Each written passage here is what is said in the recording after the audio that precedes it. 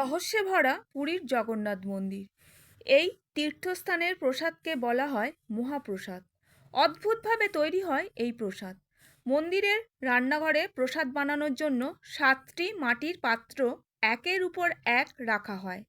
এই প্রক্রিয়ায় উপরে রাখা পাত্রটি সর্বপ্রথম সিদ্ধ হয়ে তৈরি হয়। এইভাবে একের পর এক তৈরি হতে হতে নিচের পাত্রটি সব শেষে তৈরি হয়। এই মন্দিরে 250টি উনুনে 600 জন রাঁধুনি এবং 400 জন সহকারী সারা বছর ভোগ বানানোর কাজে লেগে থাকেন। রান্নাঘরের পাশেই দুটো কুয়ো আছে, গঙ্গা এবং যমুনা। এই দুটো কুয়ো থেকে জল নিয়েই ভোগ রান্না হয়। ভোগ তৈরির সময় মা লক্ষ্মী স্বয়ং দেখাশোনা করেন। ভোগের জন্য প্রতিদিন 56 রকমের পদ তৈরি করা হয়। এই ভোগ সর্বপ্রথম মাতা বিমলা দেবীর কাছে নিবেদন করা হয়। তারপর প্রভু জগন্নাথ দেবকে ভোগ অর্পণ করা হয়। জয় জগন্নাথ।